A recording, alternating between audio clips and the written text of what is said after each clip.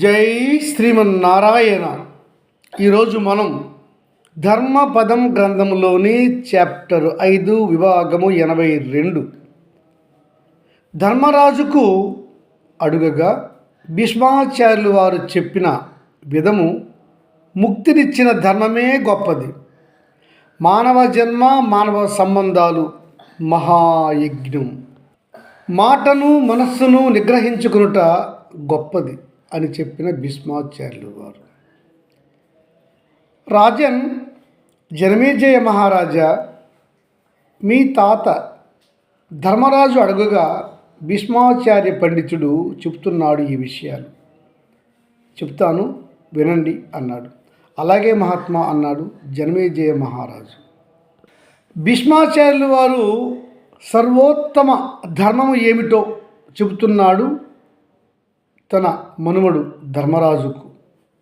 అది ఎలా అంటే, ధర్మరాజా, సర్వోత్తమ ధర్మము అంటే ప్రత్యేకముగా ఏమీ ఉండదు.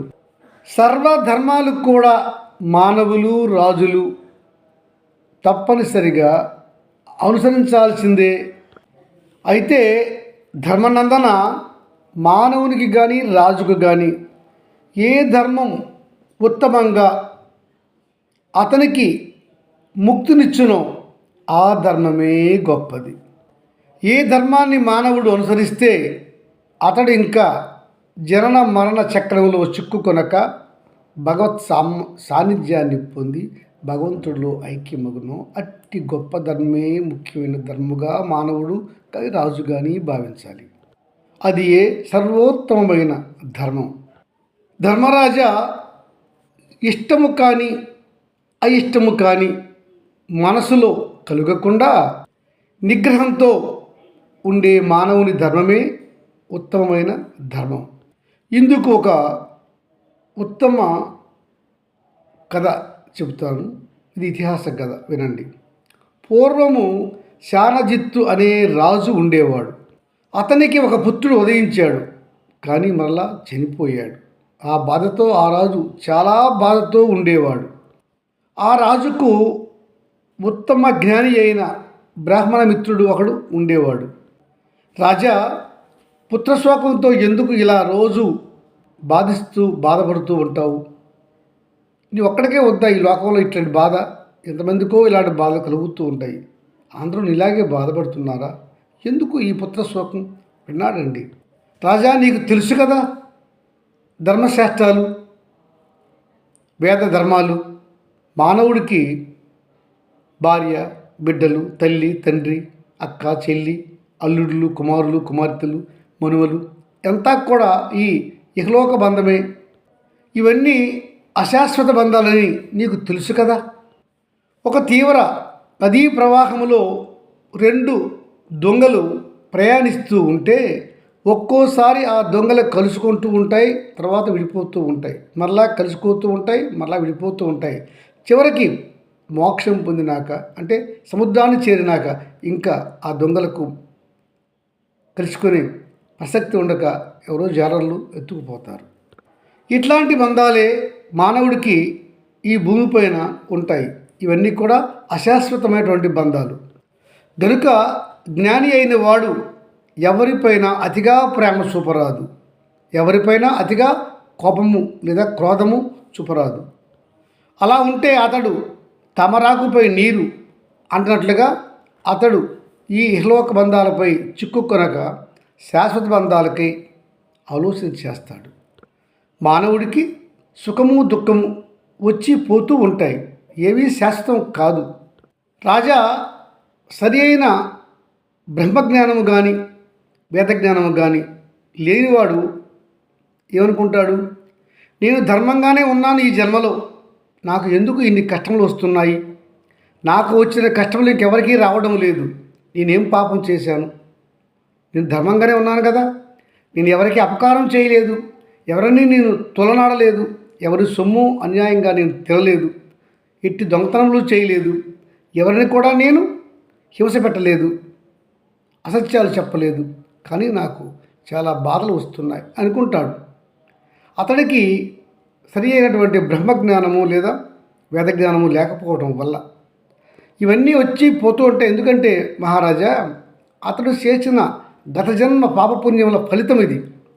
అతడు గత జన్మలో చేసిన పాపములు చిట్ట అతడు ఈ జన్మలో అనుభవించవలసి ఉంటుంది. ఎవరికైనా కర్మ అనుభవించవలసిందే కదా. అందుకని అతడు చేసిన పాపపుణ్యముల ఆ ఫలితాన్ని నేడు అతడు అనుభవిస్తున్నాడు అంతే. ఈ జన్మలో అతడు పుణ్యంగా ఉంటే, ధర్మంగా ఉంటే చివరికైనా సుఖాలు అనుభవిస్తాడు.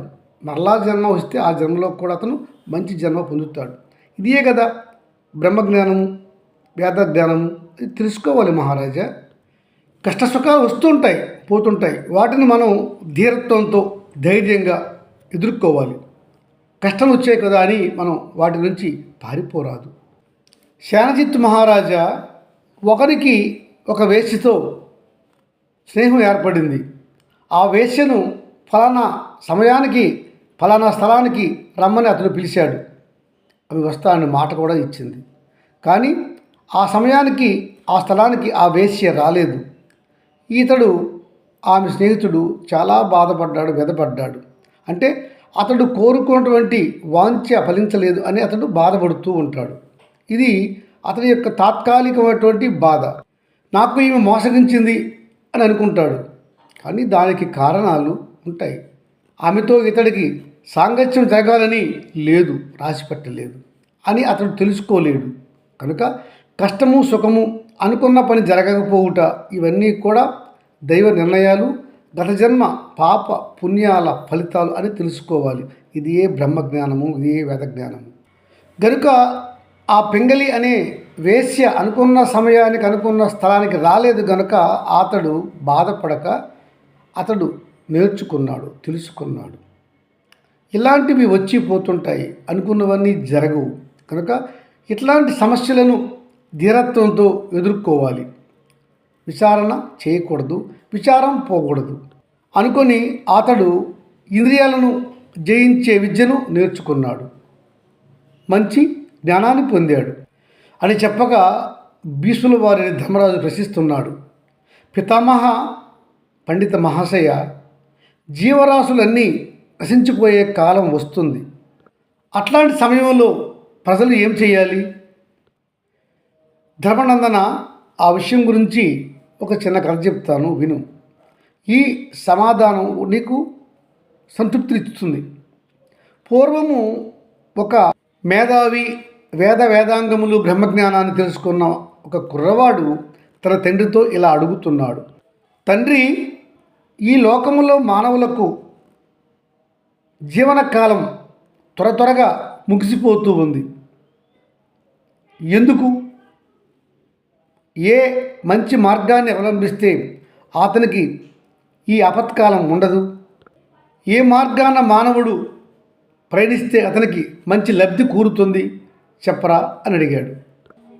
ఓ పాపరహితుడైన నా కుమార పుత్ర, మానవుడు బ్రహ్మచర్యం ద్వారా జ్ఞానాన్ని, తదుపరి గృహాశ్రమం ద్వారా గృహస్థాశ్రమ ధర్మాలను చక్కగా నిర్వహించి మంచి తపస్సుతో జీవిస్తూ తన భార్య యందు ఉత్తమ సంతానాన్ని కని ఇంటికి వచ్చిన అతిథులను గౌరవిస్తూ యజ్ఞ యాగాదులు చేస్తూ సత్కర్మలు చేస్తూ ధర్మజీవనం సాగించాలి. ఇలా తపోదీక్షగా గృహస్థాశ్రమాన్ని అతడు నిర్వహించి చివరిగా వృద్ధాప్యంలో అడవులకు పోయి తపస్సు చేసుకొని ఆ పరమాత్మను కలవాలి. ఇది ఏ ఉత్తమ మార్గము, ఉత్తమ జీవన విధానము. దీనికే ఉత్తమ జీవనం గనుక ఆ దేవుడు అతనికి పరమాత్మ ప్రాప్తిలో ఐక్యం చేసుకుంటాడు. ఇంక అతనికి జనన మరణ చక్రములో పరిభ్రమించే అవకాశం కూడా ఉండదు అనగా అంటున్నాడు జ్ఞాని అయిన కుమారుడు. తండ్రి, మీరు చెప్పినది సమయము మన ఆధీనంలో ఉన్నట్లుగా మాట్లాడుతున్నారు. అది సరికాదు కదా. సమయం మన ఆధీనంలో ఉంటుందా? ఉండదు కదా. అది ఎట్లా మరి? ఎందుకంటే తండ్రి, బిడ్డ తల్లి కడుపులో ఉన్నప్పటి నుంచే మృత్యువు ఆ బిడ్డపై దాడి చేస్తూ ఉంటుంది. ఆ బిడ్డ భూమిపై పడక ముందు కూడా మృత్యువు ఆ బిడ్డపై దాడి చేస్తూ ఉంటుంది. వాస్తవమే కదా. ఆ బిడ్డ భూమిపైకి జన్మించిన తర్వాత కూడా బాల్యములో, వృద్ధాప్యములు, యవ్వనములో వివిధ దశల్లో కూడా ఆ మానవుని మృత్యువు వెంటాడుతూనే ఉంటుంది. మృత్యువును ఎదిరించే సాహసము ఎవ్వరికీ లేదు మానవులకు. అంటే అంతటి బలము గలది ఆ మృత్యువు. మృత్యువు అందరినీ సర్వసమానంగా చూసును. ఆయుస్సు తీరిన వారిని తక్షణమే తీసుకొని పోవును. తండ్రి, ఈ మానవ సంసార జీవితము పాపాలకు నెలవు. నా తండ్రి అని, నా తల్లి అని, నా కుమారుడని, నా కూతురని, నా అల్లుడని, నా మనుమడని ఈ మానవులకు వ్యామోహములు ఎక్కువగా ఉంటాయి. ఇవన్నీ అవాంఛితమైనటువంటి వ్యామోహములు. అందుకని అతడు అధికంగా ధనం సంపాదించాలని మోసాలు, పాపాలు చేస్తుంటాడు. పెద్దలను దూషిస్తూ ఉంటాడు, చిన్నలను దూషిస్తూ ఉంటాడు, భార్యను దూషిస్తూ ఉంటాడు. కనుక అతడికి పాపము సంక్రమిస్తుంది. ఈ జంజాటంలో పడిన ఆ మానవుడు మోక్షాన్ని పొందే అవకాశాన్ని జార విడుచుకుంటాడు. గనుక వివాహం లేక, భార్య లేక, సంతానం లేకపోతే వారి కోసం సంపాదించాలి, పాపములు చేయాలి అనే ఆలోచన ఆ మానవుడికి రాదు కదా. తండ్రి, నాకు తెలిసి యజ్ఞయాగములు చేసి క్రతువులు చేసిన మానవుడు పుణ్యాన్ని పొందలేడు. ఎందుకంటే అవన్నీ హింసతో కూడుకున్నవి. జంతువులను, పశువులను ఆ యజ్ఞ యాగాదులలో నరికి చంపుతారు. ఇవన్నీ కూడా పాపహేతువులే కదా. యజ్ఞ నిర్వహణ, యాగ నిర్వహణ వల్ల ఆ మానవుడికి అహంకారం ఏర్పడుతుంది. తండ్రి, నాకు తెలిసిన బ్రహ్మజ్ఞానం ద్వారా చెప్తున్నాను.